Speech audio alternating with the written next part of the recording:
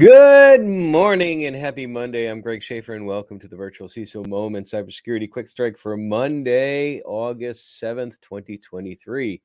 Let's jump right into it. We start out from Bleeping Computer, which says that a team of researchers from British universities has trained a deep learning model that can steal data from keyboard keystrokes, recorded using a microphone with an accuracy of 95%. Scary stuff. When Zoom was used for training the sound classification algorithm, the prediction accuracy dropped to 93%, which is still dangerously high and a record for that medium. Such an attack severely affects the target's data security, as it could leak, obviously, people's passwords, discussions, messages, or other sensitive information to malicious third parties. Moreover, contrary to other side channel attacks that require special considerations and conditions and are subject to data rate and distance limitations, acoustic attacks have become much simpler due to the abundance of microphone-bearing devices that can achieve high-quality audio captures. This, combined with the rapid advancements in machine learning, as in generative AI, makes sound-based side-channel attacks feasible and a lot more dangerous than previously anticipated. Now, for users that are overly worried about their acoustic side-channel attacks, the paper that is linked in this article, which is also linked in the show notes, not the paper, but the article, the paper suggests that they may try all typing styles and using randomized passwords. I don't know how possible that is to alter typing styles. I've been typing the same since I first had my first typing class in middle school with Mr. Bologna. And that was when I was in sixth grade, sometime in the middle of the 1970s. So you're talking a good 40 plus years of typing hunt and peck. Don't think I'm going to change that.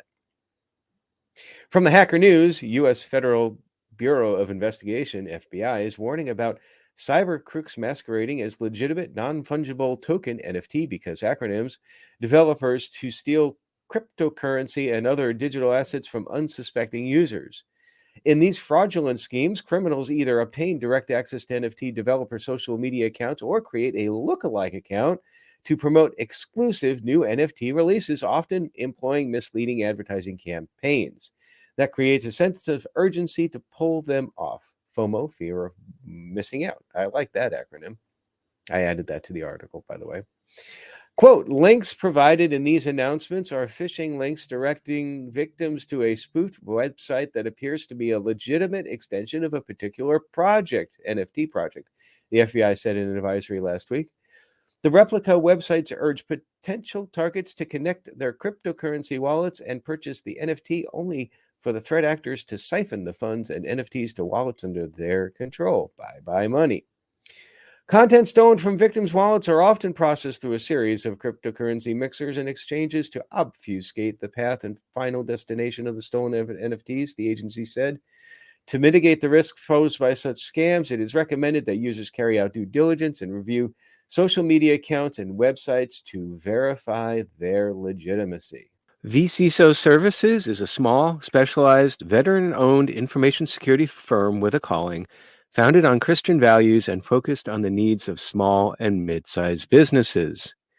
Our passion is to help small and mid-sized businesses gain a fighting chance in an increasingly hostile cybersecurity threat environment by providing executive part-time virtual CISO services, information security risk management services, and CISO advisory services.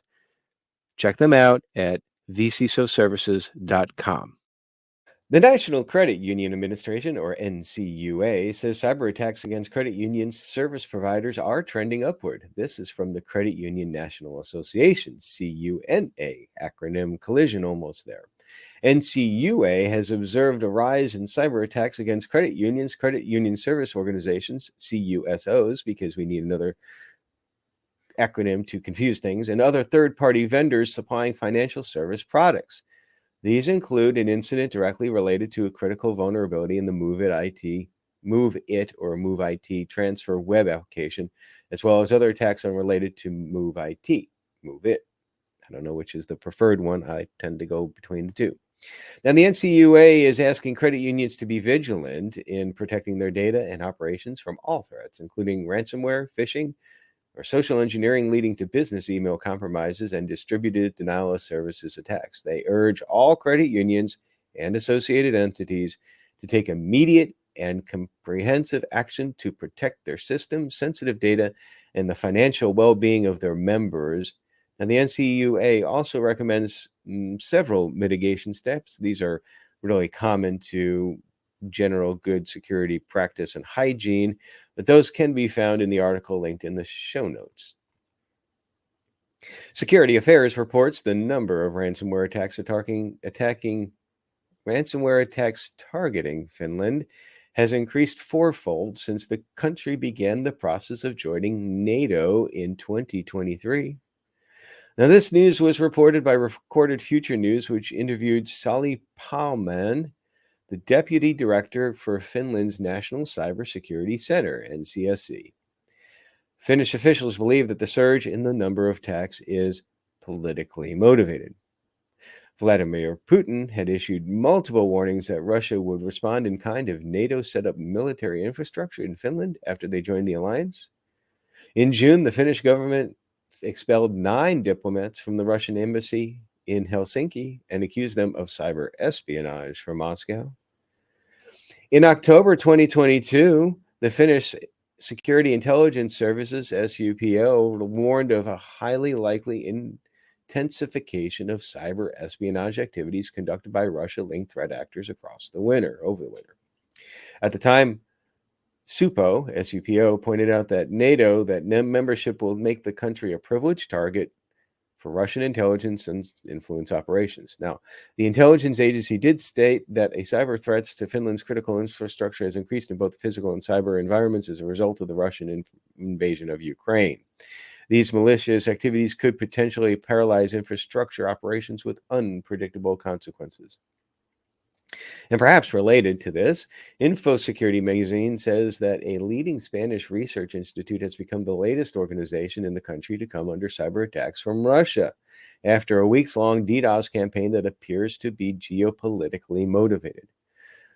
Local reports claim that prolific hacktivist group No Name 057 is responsible for the DDoS blitz, which impacted at least 72 websites between July 19th and 30th of 2023.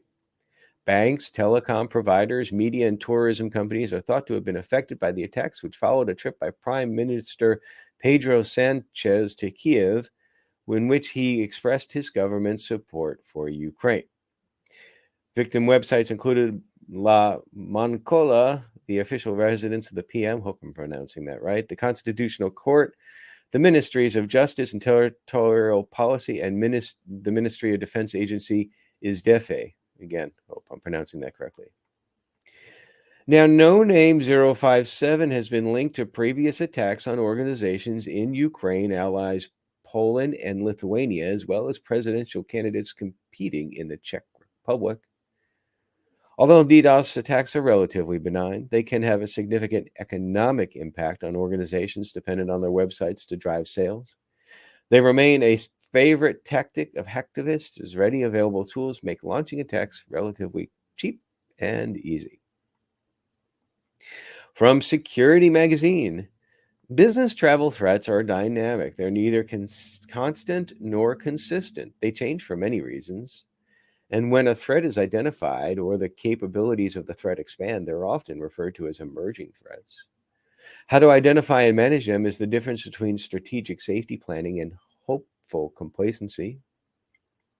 Threats can affect travelers, their plans, and business objectives. Security professionals cannot alter or eliminate threats. But since vulnerable targets such as business travelers are attractive to threats, security teams can reduce the vulnerabilities of the traveling workforce by mitigating their vulnerabilities with specific procedures, behavior modification, and training that specifically addresses the threat. By understanding the characteristics of this threat, a security planner can lessen their asset's exposure to the threat, lowering the risk associated with it. Security professionals quantify the level of risks, or attempt to, and the organization's leadership selects a specific level of risk tolerance. Pretty basic stuff there. So, one common example from the list that is located, this article is in the show notes. A city may have had bad roads with no streetlights. This makes driving at night a threat and creates a higher level of risk. This threat is clearly identified: unlit roads. The vulnerability is limited vision. The convergence of a roadway threat and a vulnerable vision impaired traveler creates a higher level of risk. A policy of no night driving does not eliminate the threat, but rather mitigates the vulnerability of not being able to see while driving, thus lowering the overall risks.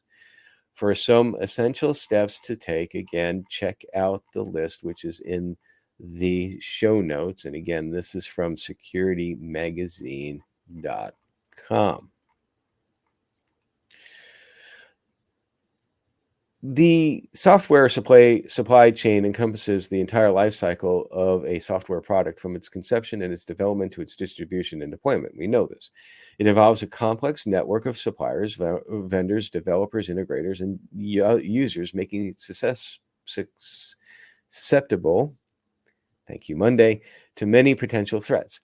Now, one of the key challenges in the software supply chain is the growing reliance on third-party components and dependencies, especially in open source software. This is a huge threat, huge risk. While those components can accelerate development and innovation, they also introduce new risks. A single vulnerable component can cascade into widespread vulnerabilities, affecting countless applications and systems. We've seen this many times before. Certainly, SolarWinds is one of the more prominent ones that people still reference. Now, HelpNet Security presents parts of previously recorded videos from experts in the field that explore the critical topic of software supply chain security. The link to that article, which then has the links to those videos, if you're interested in pursuing that further, is in the show notes. On Friday, I was privileged to help welcome Dr. Joyce Heems as the new Dean of the Middle Tennessee State University Jennings A. Jones College of Business. Now, I serve on their Information Systems and Advisory Board, and so I'm very excited about what the future holds for cybersecurity students at Middle Tennessee State University. Go Blue! Finally, got a list for you. This is an opinion list from a Forbes contributor, Forbes advisor. And I thought you might find it interesting in that there's a little bit of information associated with this list for each of the items. And this is the 8 best cybersecurity certifications of 2023. So the list, I'm just going to read them, but each one of these has a summary, the estimated time to complete, and the professionals who it may benefit. So if you're wondering what is a good certification to pursue at this stage in my career, you might want to check out this list. So the 8 that are listed on here: CompTIA Security Plus, Microsoft Certified Security Compliance and Identity Fundamentals, Certified Information Systems Security Professional, the CISSP, Certified Information Security Manager, the CISM, Certified Information Systems Auditor, the CISA, GIAC Security Essentials Certification, GSEC, Certified Ethical Hacker, CEH, and the Logistical Operations CyberSec First Responder, CFR 410. So again, if you're interested in those, it's a good summary that kind of tells about the similarities and the differences, and depending upon where you want to go in your career, it gives you some guidance with regards to that. And I thought it was worthy to share with you this fine Monday morning. Finally, coming up tomorrow, we have a great discussion with Robert Pierre. He is passionate about creating an information technology system to be as frictionless as possible for the end users, while still maintaining a level of security and privacy just beyond just mandated compliance requirements, to the level of truly protecting the data of people and organizations stored at rest or in transit from that system. So in this great discussion, we talk about prepping for and taking the CISSP exam, kind of a timely topic given the list that I just shared. Pivoting careers, as that's one of the things that he's done. He's changed midstream. Interesting insights in that. And also about following God's path for us in our careers and in our lives. And that's it for today. I hope you have a wonderful Monday, a great rest of the week, and as always, stay secure.